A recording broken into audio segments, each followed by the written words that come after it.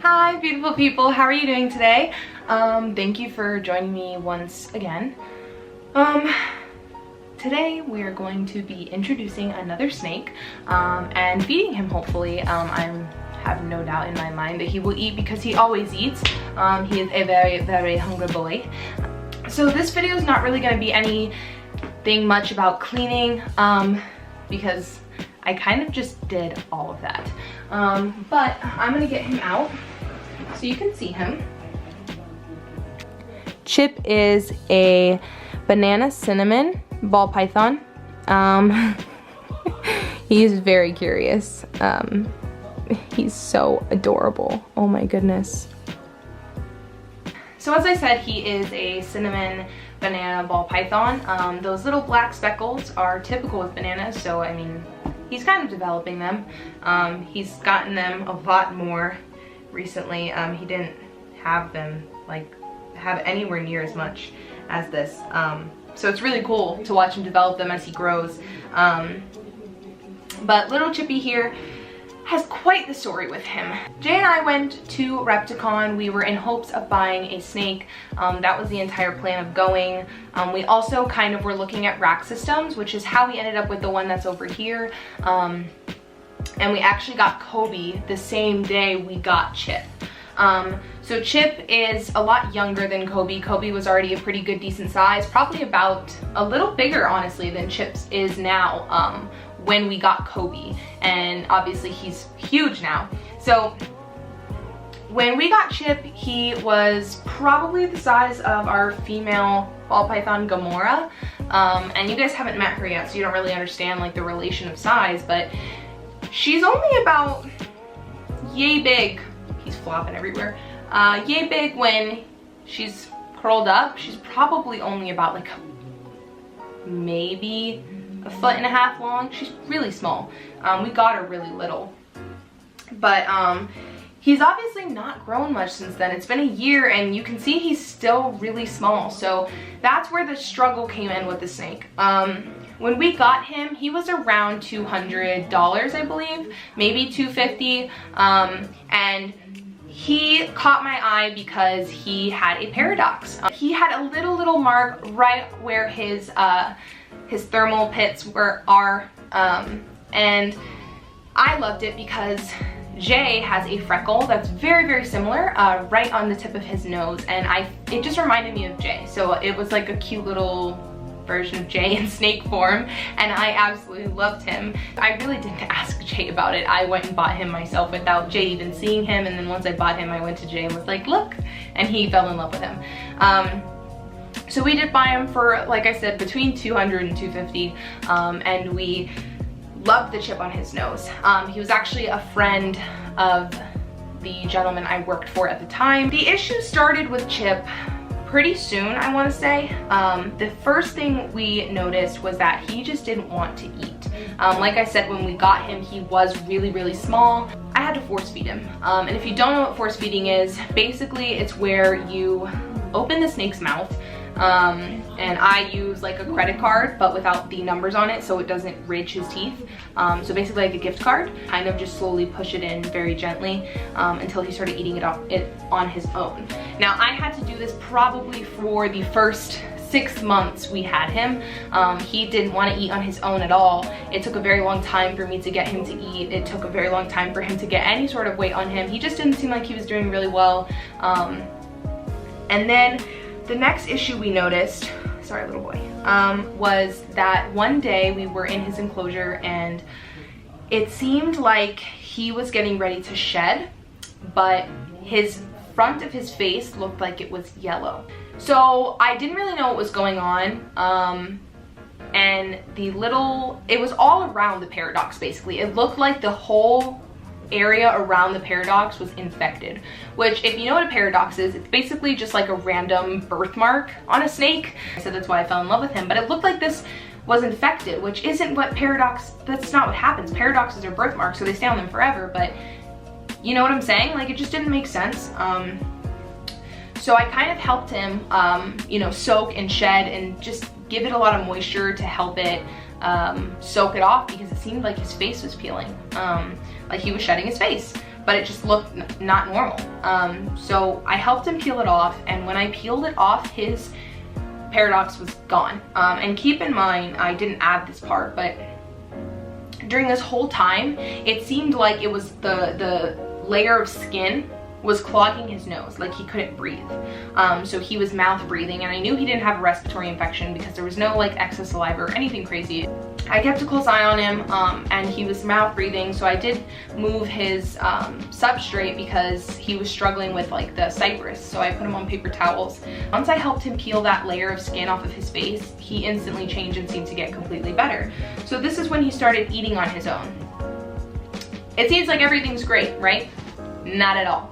He basically started prolapsing after that, and prolapsing is basically, in his case, he was prolapsing his anal cavity, but he kept prolapsing, and it was really like scary because I've never had a snake prolapse, and I did a lot of research on why prolapsing happens, and it's from force feeding, if their enclosures, you know, not up to par, and I can't check any boxes off. I don't force feed him. What I did learn from a lot of other people and reading online was that if when they're sexed when they're younger and they're probed wrong, which basically is sticking like a pin in the booty hole and seeing how far it goes in, and that tells you if it's a male or female. So if someone does that wrong, it can hurt them and cause them to prolapse. So in my head, that's honestly the only thing that could be happening.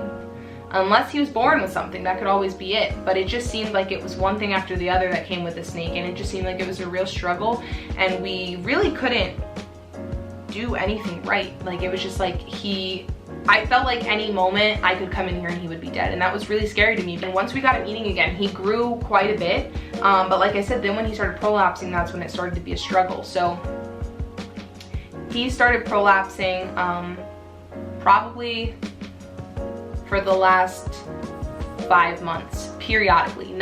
It's not been consistent. It hasn't been he's prolapsed for 5 months. As you can see now, he's completely contained, no booty hole poppage whatsoever.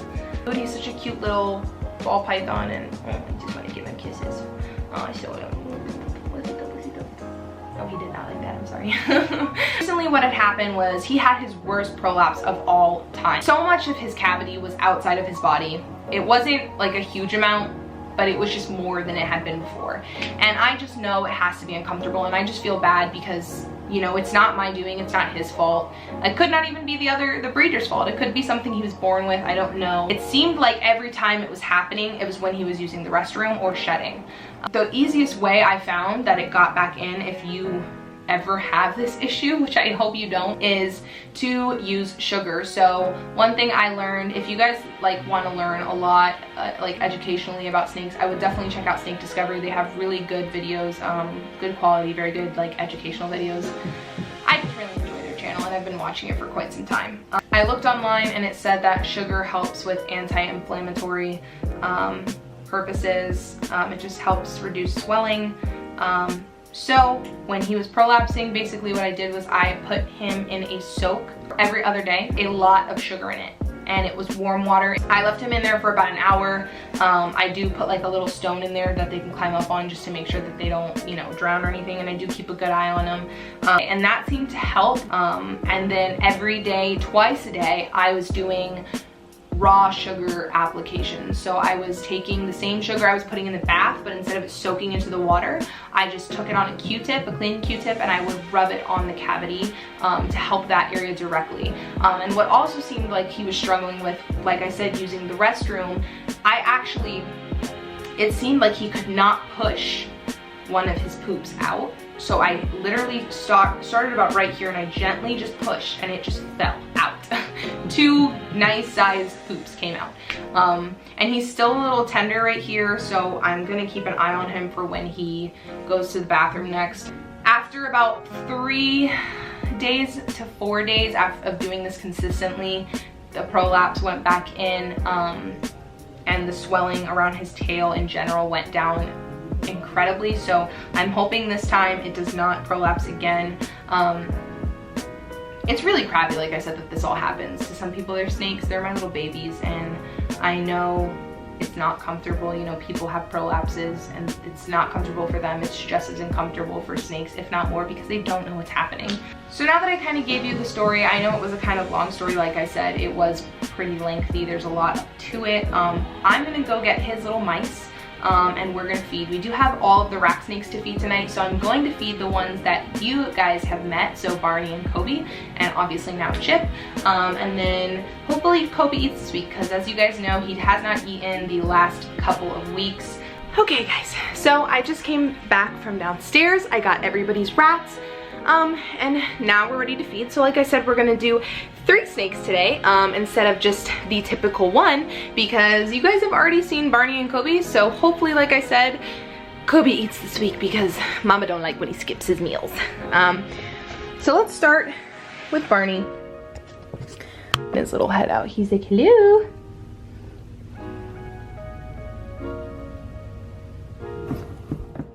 All right, let's see if Kobe takes.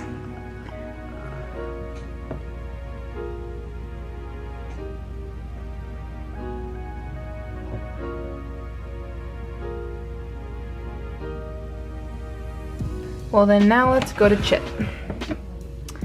Chipsters, I always take his hide out so he can eat properly. He's like, I know what you're about to put in here. You're about to put my mouse in here, man, aren't you? Look, he's ready. He's ready for me to drop that mouse in. Poor Chippy. Oh, good boy. See, he's a much better eater now.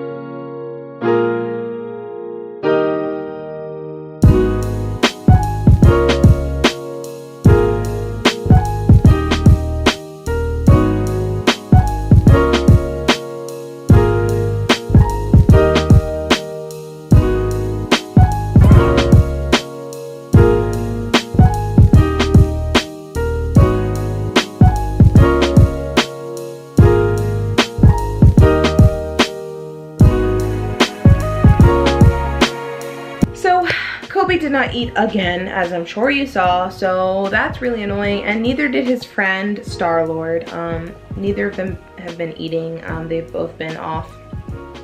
I mean, that kind of concludes the video for today. As you guys know, the snake videos aren't very long, so you know how they go. This one's obviously a little bit longer because you get some Barney action and of course no Kobe action because Kobe doesn't want to eat. That's why I'm actually putting off the Star-Lord video, is because Star-Lord was supposed to be next in line, but I don't want to make another 2-minute video of him not eating. You guys really enjoyed the video, go ahead and hit that like button down below. If you have any questions, comments, concerns, whatever in the world it could possibly be, go ahead and drop a comment down below for me, and then hit that notification bell if you want to see when I post. And yeah, I just really hope you guys enjoyed this video. Hopefully I will see you guys in the next one. So have a great rest of your day, and I will see you guys next time.